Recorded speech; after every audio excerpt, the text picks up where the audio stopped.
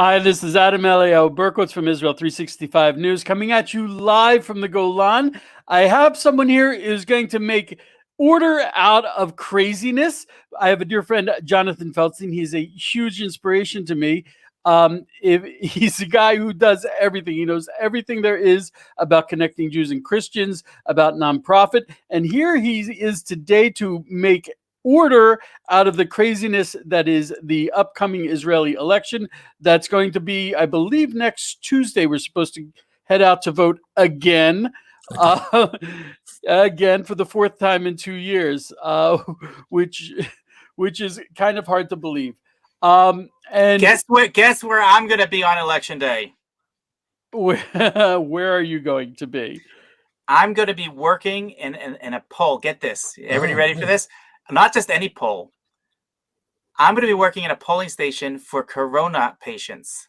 I'm going to be dressed up from head to foot in gear, in a whole hazmat suit, in order to give the democratic process to everyone, including those corona patients in hospitals and in hotels that do not have access to the general public polling stations. Mm-hmm. So I'm going to be working in one of these special polling stations. Is that cool or what? That's very cool. So, and I'm going to be working in the polling station on Mars for all the for all of the robots who want to vote. Just to give you an idea of how crazy it is, there are 36 parties running for the 24th Knesset. In order to get in, you need a minimum of 3.25% of the vote, which will give you 3 seats. Most of them will not get that. But that's always the question. You can vote for a party and the party will not even get in. So it's not at all like the American two-party system. And of course, we have 120 seats in the Knesset. And in order to become prime minister, you need to form a coalition, meaning getting enough Jews to agree with you, which is kind of crazy, or a few Arabs, and to get a majority of 61 seats. And that's basically the way it works. So you have this enormous craziness. You didn't mention the leftover votes. Not voted in Israel. There are agreements between parties. Oh, the leftover that when votes. there are leftover votes, like you have a certain amount of votes in order to get that seat. Now, if there's extra ones that are left over, they already make before the election agreements between different parties to share those votes between different parties. So it's fun, lots of fun. Right, and also another bit of craziness that if you happen to suddenly drop from America into Israel on election day, after the last craziness in America for their election, there was a lot of talk in America of going back to paper ballots. Well, that's what we have here in Israel, our paper ballots. And you know something? I wonder, it might be better. We don't have mail-in. We don't have early elections. It's you show up, you put your little piece of paper in an envelope, seal it, and drop it in a box. And that's the way it works. And there are boxes all over the country. There is some election fraud. There are cameras, there's security. You have to have ID in Israel. And there's no absentee ballots. So if you're outside the country, you cannot vote unless you're on official business over there, if you're a diplomat or if you're a soldier. And by the way, all the soldiers also have in their bases polling stations, so they can go and they can vote as well. And if I'm not mistaken, prisoners also vote in Israel. Is that correct? Prisoners vote in their prisons. Prisoners vote, and you can travel free by bus or rail to wherever you need to vote. There's a big imperative to vote, and everyone can get the day off. It's so and a very large percentage of the population takes advantage of that. So it's an amazing thing. And we have a lot of people voting. And I think also, I don't know, for me personally, it's not one or the other. So I kind of feel like I can identify more with who I'm voting for.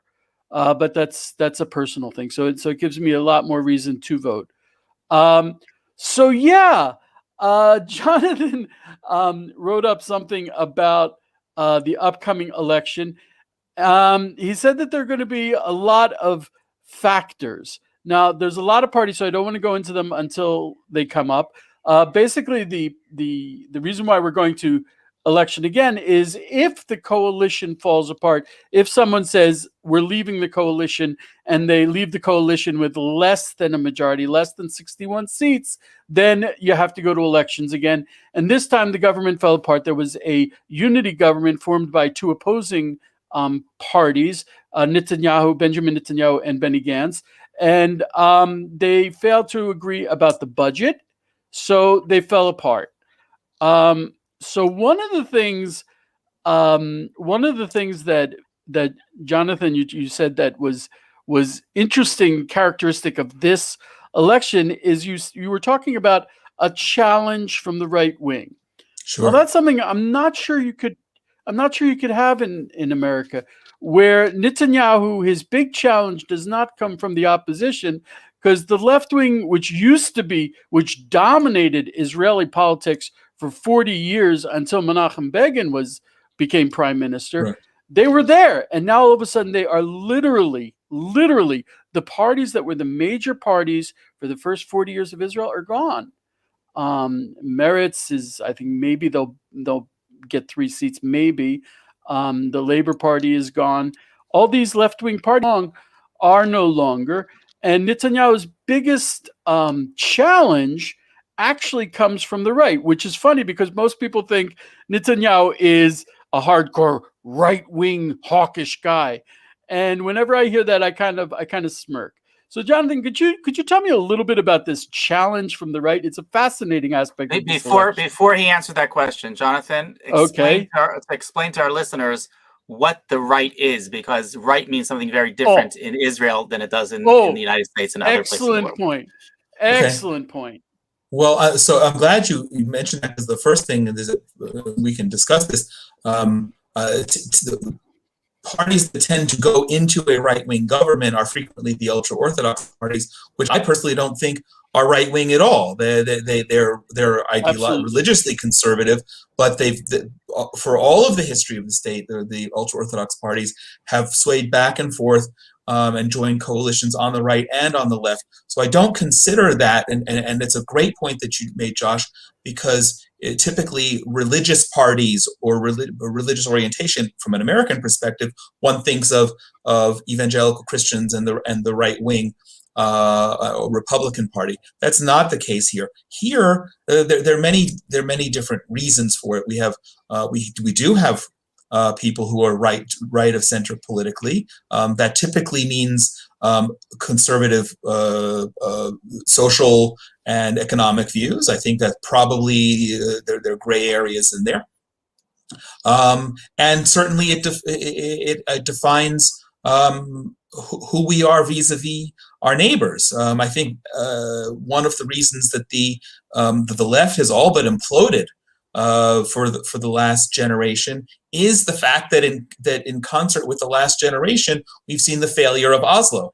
And everyone who went into Oslo wide-eyed and hopeful that we were going to have peace, and realized that we don't have peace. And we brought in this guy named Arafat, and he lived in Ramallah, and he was no less a terrorist. And whether Fatah now or the PA is any more or less terrorist than Hamas is, or the other factions we can get into, but we don't have peace, and they don't want peace anymore. So I think the Israeli electorate has just awakened to the realization that to vote for a party that has or has had an ideology of giving up territory, as in what's sitting behind you, Josh, or where I'm living, or the Golan for that matter, regardless of who's recognized our sovereignty over these places, that's defined, I think, the majority of the Israeli public. Of course, we come with a more conservative political orientation, conservative religious orientation. We're mostly, even if we're not all Orthodox Jews, we're mostly traditional Jews, and so the right wing is defined by today, I think, correct me if I'm wrong, 4 or 5 political parties that have the chance to make it into the Knesset, some of which are more nationalist and broad-based, and some of which are more religious-based. And it's the go ahead. I'm wondering. You mentioned Oslo, which is absolutely true. It's the Biden's administration now is dominated by people who are pushing the two-state solution, and it's almost as if people would be saying, "Oh, they're pushing it because there must be some receptiveness to this in the region," and there is not. We refer to the young Arabs as the Oslo generation. They're the ones. It's the Oslo, the Oslo. What do you call it? Not jihad. Intifada. Intifada. It's the Oslo Intifada. Did you get his pun though? Did you get Jonathan's pun? I'm sorry, I missed that. Why-eyed. Why-eyed. Jonathan got it. Okay, one person got it. Okay. I said why? I'll take credit. and also, I mean, Israelis. We used to get rockets on our heads. There's, everyone's been touched by it, and you can't. At one point, you have to wake up and smell the coffee. But at the same time, there's also a demographic shift where there's a lot of religious people, and they're getting to be more and more because we're the ones having kids. We're the ones raising our kids that way. Whereas I think, especially in Europe, religion is fading out. So I think that is also contributing to the shift to the right in Israel, I think. My point that I was trying to make about right was there's a lot of policies that are discussed in American politics about the right that don't even come up here. I mean, when you talk about, for example, gun control. No, people don't speak about gun control in politics here. People don't talk about abortion rights generally. It's an issue, but it's not an issue of national importance here that makes and breaks parties. These are major issues in the States, but they're just not talked about as far as right and left here.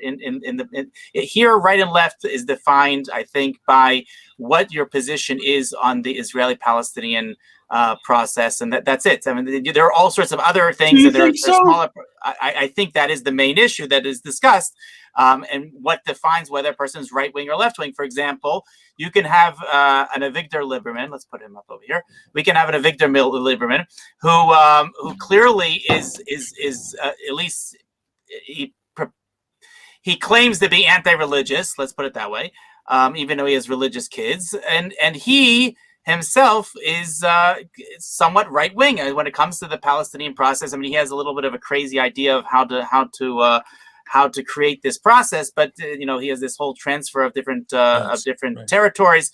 But either way, he is a right wing. In fact, and one of the most amazing things I find is the fact that 4 of the leaders of the major parties today, which include Naftali Bennett and Avigdor Lieberman and Gideon Sa'ar, and who's the fourth one? Bibi, Netanyahu. The right wing? Yes, Smotrich. Not Smotrich. I'm blanking right on it, but 4 of the leaders of the parties were all they all worked for Bibi Netanyahu. We have Bibi Netanyahu, who is the prime minister for the longest in Israeli history, and 4 of the leaders of the major parties are all people that were his chief of staff that worked in one way or one form or another for Bibi Netanyahu. So it's a fascinating makeup. I'm sorry to interrupt your question, Elio. Jonathan, go ahead. So let me ask a slightly different question. Actually, that should have been the precursor. When you say that Bibi is being challenged from the right, most people think that Bibi Netanyahu is right-wing. Why is he not considered right-wing? Oh, first of all, I wouldn't say, I don't know that anyone short of political rhetoric is saying that Bibi Netanyahu is not right-wing. He is probably, his father certainly was. He follows the more or less the ideology of Jabotinsky. What has he become in the last generation? I don't know. I don't know that anyone knows, right? He's subject to many masters, including his wife, and coalition partners, and various international factors. So I would never say that he's not right-wing, but I think, Josh, as you correctly pointed out, that there's a large number of people who are heading the parties that create, by and large, the biggest numerical challenge, short of Yair Lapid, to Bibi being able to form a coalition simply among right-wing parties, because he's discarded so many people who were once his close allies. And so therefore, you have Naftali Bennett, who was close and who broke from Bibi years ago. You have Gideon Sa'ar, who has challenged Bibi from within the Likud party, and only in December broke away formally and created his own party. Lieberman, who was done with Netanyahu long ago, and many other people. And by and large, they're all right-wing to one degree or another. Certainly, if you use the litmus test that Josh said, because there's a wide range of social areas. And if you add those three together, those three parties together, you've got more than 30. Polling now, you've got more than 30 seats. That's bigger than Likud is polling altogether on its own. And those are all. I mean, there's a question as to how much right-wing any one of them may be or would be as prime minister, and it's a function of their coalition. But they're all waving a right-wing flag. There's no question about that. They definitely all claim to be right-wing. I would argue that none of them are actually right-wing today, and that we have actually lost the entire right wing of our country today. I have not found a party which that I would consider to be really right wing.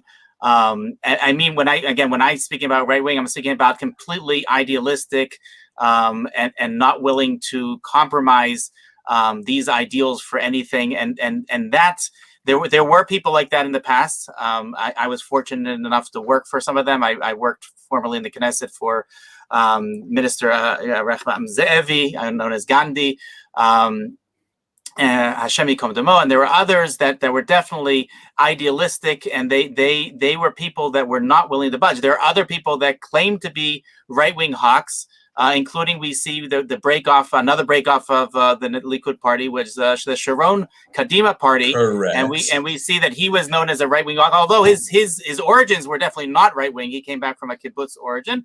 But he definitely changed very, very drastically in his last years, and included the whole disengagement from Gaza and basically throwing thousands of Jews out of their homes, which was a complete disaster and completely against all of the ideals that any right-wing individual would ever consider doing. So that's a great point, Josh. My question, which is a little more than rhetorical, anyone who's of right wing and of the national significance, that's not a right word, it's judgmental, but who has the standing to be considered as prime minister today, also has to form a coalition. So I would think none of us, before Ariel Sharon was elected prime minister, would have ever said he wasn't right wing. But he pivoted in those last years and did some things that had horrible impact for the state, despite his tremendous history before. And he was famous for the saying, what I think this was when he was prime minister, what you see from here is not what you see from there. Is that a justification? I don't know. But years ago, I wrote an article when Obama was new, and it was my sort of open letter to Barack Obama, was leave Bibi alone.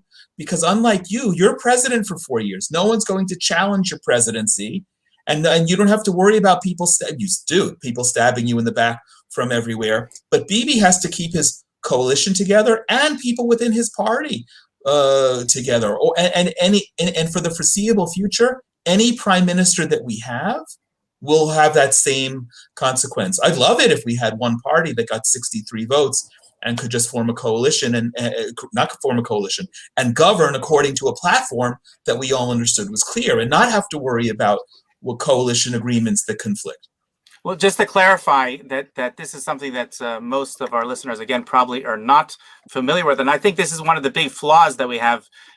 We have a number of flaws that we're still working on. We're a new fledgling state, and we still have a lot of things that we have to correct. But one of those major flaws that we have is the fact that the prime minister, unlike in the United States, where the president cannot be charged during his presidency The prime minister can be charged and is charged basically every week. There are these charges that are brought against him, and he has to, besides running the country and keeping his coalition together, he also has to fight off all of these charges that are coming his way, and often they're not even there's no merit to them whatsoever.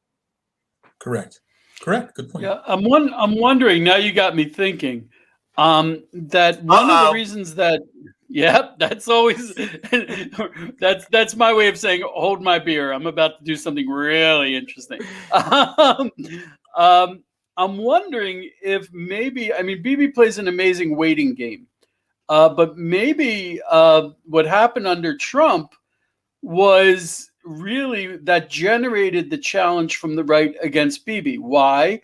Because when we had Obama, and when we had presidents who weren't so open to us, and when we had all of Europe pushing this two-state solution, land for peace, Oslo, whatever name they wanted to give it, whatever name worked this week, then you had to play a waiting game, and you weren't really free to be right-wing as the prime minister of Israel. Under Trump, it was like, you know, Bibi could have shown up at the White House with a shopping list and been given everything, and basically he was. Yes. And now the right wing is saying, what a wasted opportunity. That I was going to wait for Josh because the one thing, you know, and I know there are a lot of factors, but a year ago now, he was talking about before the election, after the election, we're going to annex Judea and Samaria, 30%, 60%, whatever percent it was, and then someone in the White House slapped him on the wrist and said, no, and he did it. And by the way, that was certainly by any litmus test, that's a measure of being right wing, right? But yes and no. I mean, they were talking initially about the Jordan Valley, and I think there's a consensus across the board here in the country about the Jordan Valley being annexed, and that wouldn't have caused such waves as the rest of Judea and Samaria is concerned. So it's like Jerusalem or the Golan in the world. When people talk about united Jerusalem or they talk about the Golan Heights, people think that this is something that's an issue here. Again, this is not an issue. We consider to be the vast majority of Israelis consider the Golan Heights and Jerusalem to be completely be part of the state of Israel, and this is not. There's no question that these are parts, and I think the Jordan Valley also would have had a very wide consensus, a very broad consensus when it comes to that. So the only thing that stopped Bibi from doing that, from annexing at least the Jordan Valley or granting it sovereignty, and even more clear was prayer on the Temple Mount. Elio, I'm going to interrupt you again because we like throwing out these terms, and I know trying to look at it from a perspective of an American or someone that's outside of the U.S., outside of Israel, looking inside here, you just use two terms which mean something very different, and one is annexation and the other is sovereignty. And for somebody that is nationalistic and somebody who understands and is biblical, let's say is biblical, they understand that the land of Israel belongs to the Jewish people. And it's not a question of international law. It's not a question of annexation. Whether we go through the process of annexation or not is irrelevant, because we are sovereign here in our land because God gave it to us. And therefore, I wouldn't say that those are the same, but you just threw out both terms. I just wanted to to clarify what those two terms meant. That's a great point. Unfortunately, all the terms go up into my head, get mixed around. I shake it up, and this is what falls out. But my point you have the opportunity for Josh to clarify. I'm sorry, I'm breaking up. My point that I was trying to make was, can you hear me? Yes, we hear you fine.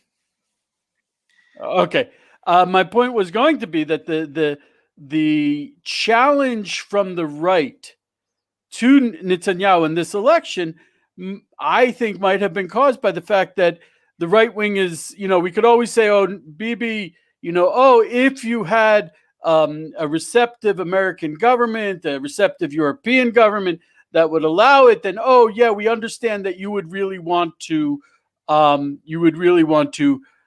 annex the Jordan Valley. You would really want to be right wing in that way. But what we saw was he had that receptive American government.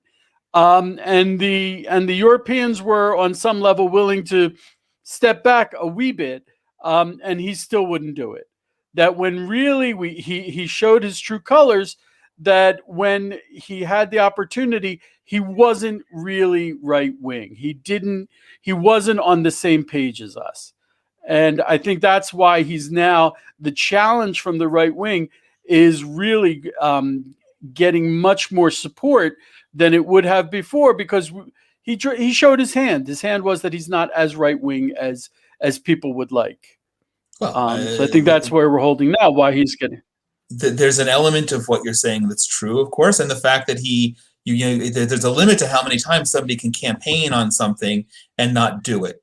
And he Right. so and by the way, I can completely make the case. I'm not so sure how much it's that he's right wing or not right wing that he didn't do it. I think he got extreme pressure to establish peace with the UAE and these other countries, and saw that, and that was the carrot and the stick, and he was prepared to sacrifice applying sovereignty to Judea and Samaria and the Jordan Valley and wherever else in order to get peace. And that was maybe more of a political calculation than a ideological. But to Josh's point earlier, I don't know if there's a politician today in the Knesset who would stand up and make a straight ideological to hell with all the rest of the consequences. I'm going to do what I believe is right, and then we'll figure out the rest. I don't know. One of the former members of Knesset who has been banned, his name was Rabbi Meir Kahana. And before the Knesset, before you were able to announce your candidacy as a party in the Knesset, you're obligated to submit a platform of what your party believes in. And when he was asked to submit his party platform, he went into the Knesset in front of the Board of Judges, and he put down a Tanakh, a Jewish Bible, and he said, "This is my platform." Of course, they didn't accept that, and he was required to put it. But that does say something about the party. That somebody that's willing to say that when it comes to somebody who's truly idealistic and believes that these are God-given rights, these are divine laws, there's no compromise when it comes to divinity, right? God doesn't compromise. Politicians like to compromise. That's what politicians do. But here in Israel, again, we have to clarify that we don't have a separation of church and state like there is in the U.S., and therefore religion takes a very, very prominent role in elections here in Israel.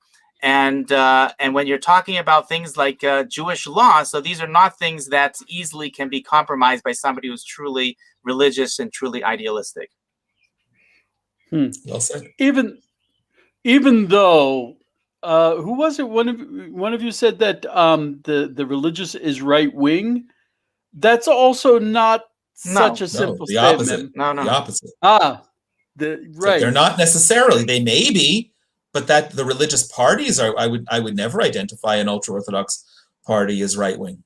They're ultra-Orthodox parties. Well, there's religious parties and religious parties. Let's define different religious parties. You have the Haredi party, which are translated as ultra-Orthodox, whatever that means, and then you have the national religious parties, which are different, completely different animals. I mean, when you're talking about the Haredi world, the ultra-Orthodox world, they like the Arabs, often reject the idea of Zionism, even though they've jumped on board to take advantage of the system, but they do not consider themselves Zionists. They consider this to be a temporary stepping stone to get to an eventual religious theocracy in the country. So until we get to that, in fact, it was the rule in many of the religious parties, the ultra-religious parties, that they were not allowed to have a minister in the government, because to be a minister in the government, you have to create policy for that government. You're representing the state of Israel. So they weren't willing to do that. They were willing to have deputy ministers that were able to pretend like they were in the ministry, but they actually create policy for a country which they don't believe in. That was a step that many of them were not willing to take. And unfortunately, I think that one of the, again, we talked about flaws before, and I will be the first one to say, and I just finished another program before we got into this one. We were talking with Rabbi Dov Lippman and others about how fortunate, when we spoke to any of our grandparents, 70 plus years ago and said, we would be in a state of Israel today with millions of Jews arguing about these petty things about which party we should join and we should vote for. And in this Jewish democracy, in a Jewish government with a Jewish army, they would think that, what are you, nuts? I mean, you have everything. You're watching a miracle come true, and you're arguing over these petty things. But so we are very fortunate that we're meriting to be in a day and age where we're able to be, we're not at the gates of Auschwitz anymore. We are living in truly prophetic times. But that having said, we have to recognize that there are different flaws to the system. And I think another major flaw to the system is allowing people into the system which reject the system. If you have somebody that's coming into to Congress, right, and saying, I want to be a U.S. congressman, I'm from the Al Qaeda party, and my platform is to completely wipe out the American government. Okay, you can argue that there are some representatives in the U.S. that are not so kind to the U.S. system, but on the other hand, they don't make it a stated goal that their goal is to wipe out the government. That would be sedition. Nobody would ever consider having. But we actually have members of the Knesset that say openly that they want to destroy the country. It's absolutely ludicrous. It is scandalous. And it's getting worse. They're not toning down their rhetoric. If anything, I think especially in this election, because you're speaking, of course, about the Arab parties, I hope. Okay. They're the third largest party, if I'm not mistaken. Presently, but the polling is not indicating. So, but there's a big question about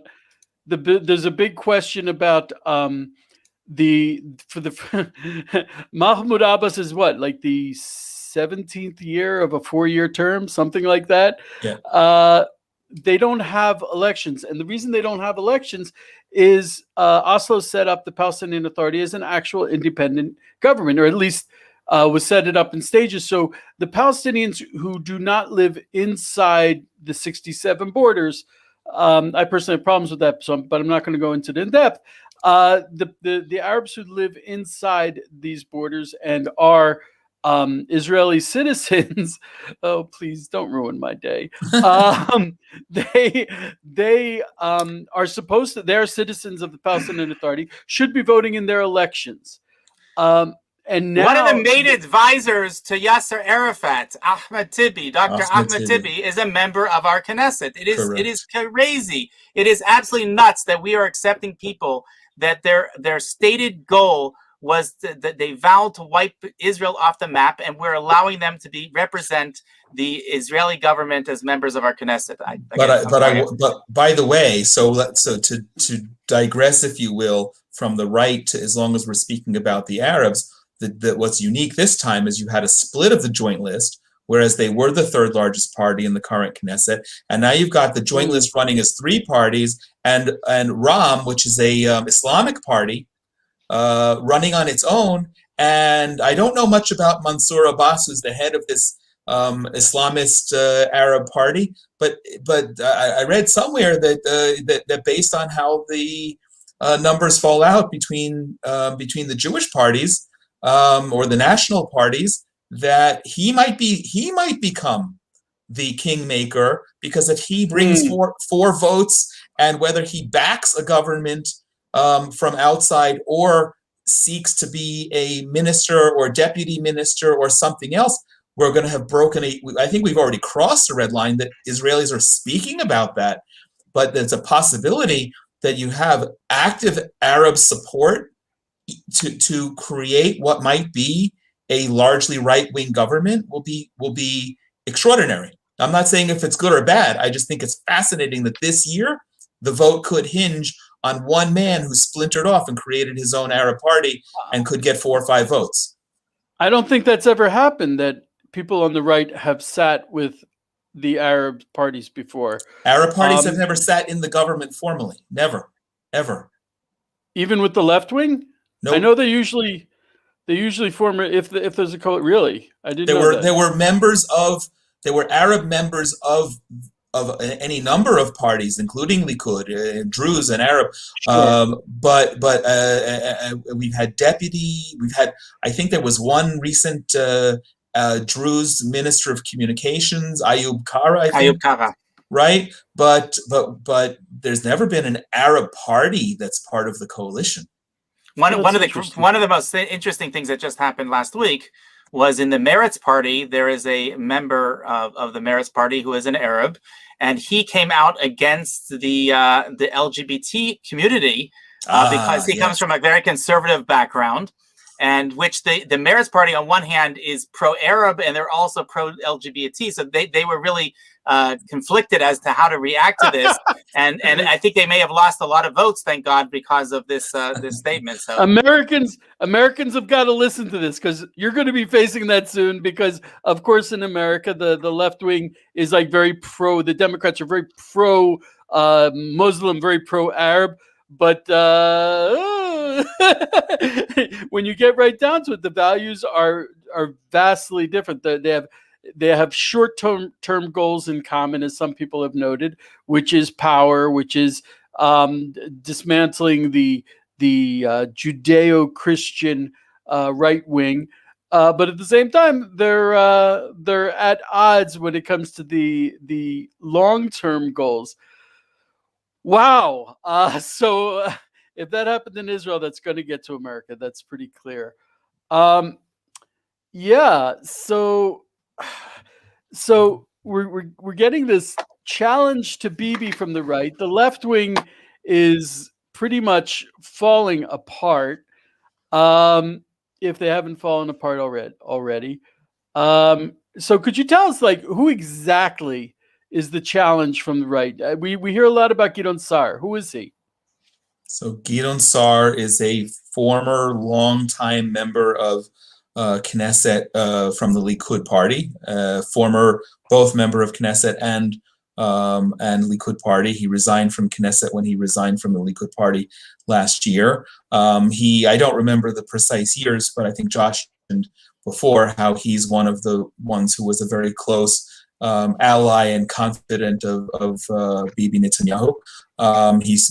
Gideon Sa'ar has served in 2, 3, maybe even 4 capacities in previous governments. But unlike most others inside the Likud party, he's been one of the ones leading the charge, or had been leading the charge within Likud to have a primary and replace Netanyahu as the head of the party. He lost that, I think, about 2 years ago, which put him further on the outs with Netanyahu, and he made a strategic decision to leave the party, pull a couple of people along with him, as well as gather some other people and form a new political party called New Hope.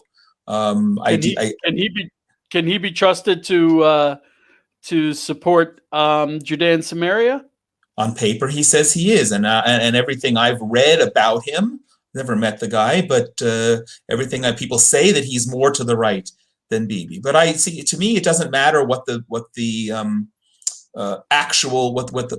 title is, because I also recognize that unless he's got almost exclusive administrative control to form a government that doesn't have lots and lots of parties, then how much he can be trusted, or how much any one priority will be within a government that he might head will be muted at best. And that's the same for Naftali Bennett, who was also a close confidant and supporter of Netanyahu, but Naftali Bennett saw the light much earlier and broke away and joined so many different parties he's been associated with in the last decade, but I think he broke away and joined what was then the National Religious Party and became head of it, and broke away and created his own party, and then merged. Honestly, that's confusing to me, and I don't really understand all of it. But it's believed that he's right wing. How much can he be trusted in the same circumstances? I don't have an answer on that. I think one has to be put in the seat in order to be really understand. One more point I wanted to make about the Arab parties was Dr. Mordechai Kedar. He made a very interesting, I would say, observation. You see, he was in Air Force intelligence for decades, and he's one of the more brilliant men that I know, who is not afraid of anyone. And he said he surmised that the reason why the Palestinian Authority is suddenly going to elections, though we've yet to see if they're actually going to have the elections, was at the behest of the new Biden administration. Yeah. That they're trying to get the Palestinians to, I don't even want to say repackage themselves, put on some pretty wrapping to make themselves look presentable, by, in some case, making lip service to rejecting terrorism, rejecting the goal of wiping Israel and Jews all around the world. Can you please? I could just see the conversation. Can you please just stop saying "death to America"? It doesn't bear very well for us, our constituents over here, when we hear people screaming in the streets "death to America." Please, could you just tone it down a little bit? Yeah, and for example, just today I read the news that the murderers, who they're not even human, they murdered the Fogel family. Right. How long ago was that? Several years. The anniversary was just a week or so ago.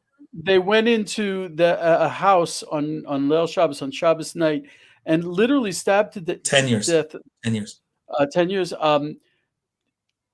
They stabbed to death a baby in his father's arm. Yeah. The father was asleep in a chair holding the baby, and they stabbed to death the father and the baby and the mother, and everyone except one daughter was killed. And they just got a 50% increase in salary. The murderers who are sitting in jail, they're being paid, and they just got a 50% increase in their salary from the Palestinian Authority, which America passed before Israel, the Taylor Force Act. So that would have stopped that payment, or at least stopped America subsidizing those payments.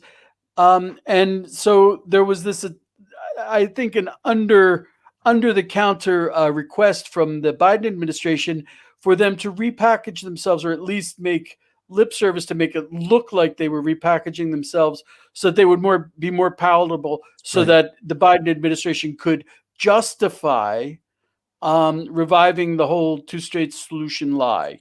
But here's the great hook to that. Can I interrupt you a second? Here's the great hook. Sure. We don't know if next week we're going to have any kind of conclusive outcome and the ability to form a government. And if we don't, that means we'll go to a fifth election sometime probably next fall. It's unthinkable to imagine that, but that's as real a possibility as forming a government, maybe even more so.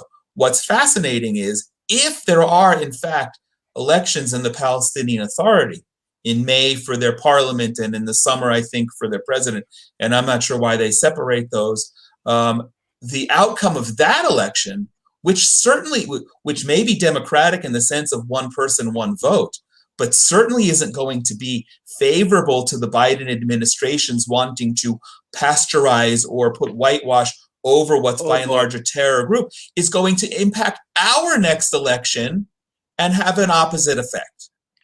Right. So that was exactly where I was going. Absolutely the case.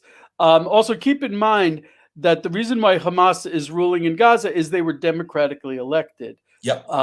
And there's a really strong indication, though polling is a dicey affair under the Palestinian Authority, there is a very strong indication that the Palestinian Authority itself, which is an offshoot of the PLO, which was a terrorist organization, that even they are not extreme enough for the average voter. Which was formed on top of my mountain in 1964 in what was called the Intercontinental Hotel. Today it's called the Seven Arches Hotel on the Mount of Olives in Jerusalem. So that was exactly the point. One of which was my birthday.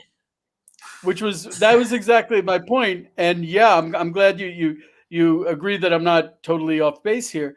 Is that the politicians, even though they're sitting in the Knesset, they're very affected by by the other Palestinians who don't necessarily vote for them to go into the Knesset, but they are their people. They are in the Knesset not to advance Israel. They are in the Knesset to advance the the desires of the Palestinians who don't vote, the ones who are in Judea and Samaria, and even the ones in Gaza. So they would be very influenced by what those people want. So yeah, there is this link between the elections in the Palestinian Authority and the elections for the Arabs who are going to sit in the Knesset. One thing we haven't seen yet this election, we have a week to go, is that it's not uncommon for our neighbors in specifically in Gaza to start unleashing rockets or some other terror attacks right before the election, so their voice is heard somehow. That also doesn't serve their purpose, but that's very common. I wrote about that in my article as well. We still have a week to go, and I guess if they're feeling like they don't have a sufficient voice or their own campaigning, right? We campaign based on various democratic and religious principles. They campaign based on who can advocate killing more Jews. Yeah, it's such a strange mix. I've kind of gotten used to it since I've been living here for a long time, but when I sit there and try to explain it to an American, an outsider, how Israeli politics works, that's when I start realizing how crazy it is. It is a bit crazy. This one thing, and that's the price we pay for really being a democracy. There are people who say, "Oh, Israel, the national law, whatever." It's not a real democracy. We are a real democracy, and we're coping with challenges that other democracies don't really have to cope with. One of them being that a large percentage of the population is not so happy with the fact that we exist. It's crazy. It's crazy. Don't we have that in the U.S.? I think in the U.S. they're getting there. When you have maybe, I don't know, maybe they're already there with the new administration. You can't tell. but yeah, I mean, when you have open socialists in the Congress, that's kind of difficult to me. When you have yeah, I'm sorry, you're gonna say, John? Well, we had open socialists here, and to an extent we still do. I don't know that is a limitation of our democracy. I just think that Israel successfully matured beyond socialism. I think, yeah, and is a great point. It's one thing to start a new country and pull all your resources and spread them out where whoever is making the decisions thinks the money needs to go on a socialist, on an economic basis, and one can argue that worked at the beginning of the state, but we've matured, we've grown up, and to see other countries, U.S. or anywhere else, reverting to that notion of that is I think proof of just tremendous stupidity, because it may have served its purpose, but there is no other example of socialism working like that. So I want to throw this in because I am the person who writes about Geulah, about redemption, about Messiah, about prophecy, about all this crazy stuff. That's what I do every single day. So I have to throw this in, that we're talking, that you suggested, and you got me thinking that it's not even a suggestion. I think it's a probability that we're going to go to the 5th elections here in Israel. You've got, I don't know what's going to happen with elections in the Palestinian Authority. We had a coup in Myanmar. We have crazy things happening. We just had this thing with the royal family in Great Britain. There is and the election in America, which is supposed to be the bastion of a stable democracy. The concept of government and leadership has taken such a beating in the last couple of years, has really been ripped apart in so many different ways. And I've spoken to so many rabbis who are saying this is to prepare the way for the only real leadership we should have, which is a leadership based in the one true God. If you don't have, and I'm not saying everyone must be under one leader, but I think if you don't have some aspect of I am ruling in the name of God, then the government is not going to be stable. Even the European monarchies used to always have this absurd family tree tracing their line back to King David, because that was the only true legitimacy that they had. So I'm wondering if the fact that this is happening all over the world, the only stable government in the world right now is Vladimir Putin. God bless him. Bibi Netanyahu, by the way, the prime minister, also has a lineage. Two. How so? He's a Levite. True. Is he? True. He's from the tribe of Levi. Yes. So very few people know that. That's kind of very shoo-shoo. That's kind of hidden. He is a Levite. Yeah. So he is connected to the temple. So that's definitely in the temple service. But all of this is so that we're getting ready to fix all of the governments which have been messed up, and to bring back the real, or at least to have the governments based on the true kingship. And I think that's what we're looking at. This is well, who else would be able to make order out of this mess? That's the way I see it.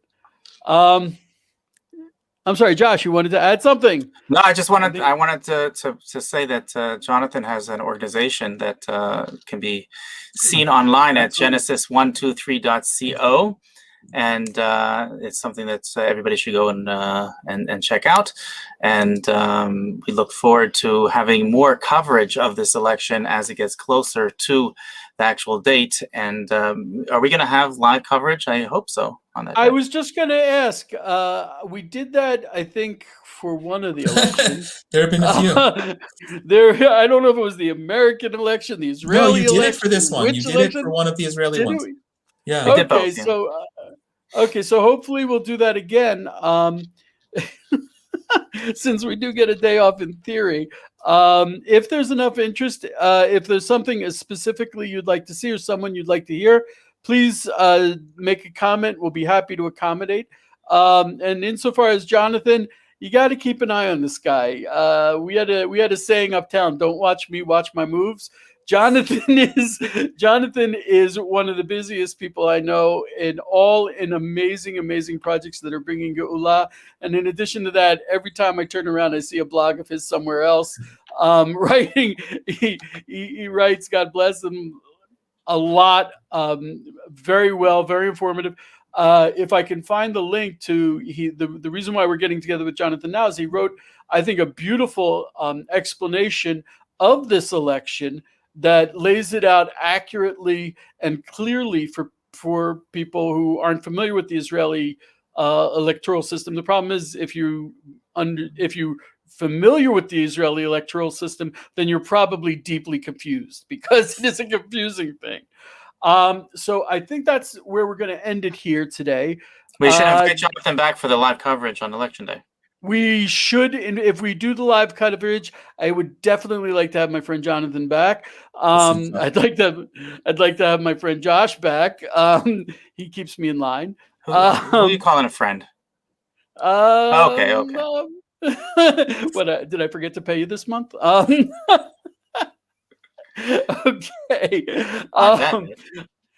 On that note, I'd like to thank everyone for joining us. It's really been a pleasure. I think I learned something, and hopefully I'll have a little more confidence when I go to vote next week. Thanks for joining us. Be blessed. If you bless us, we have no choice. We have to bless you back. That's the directions on the box. That's the way it works. Thanks so much, and have an amazing day. That's better than having a no confidence vote. There you go.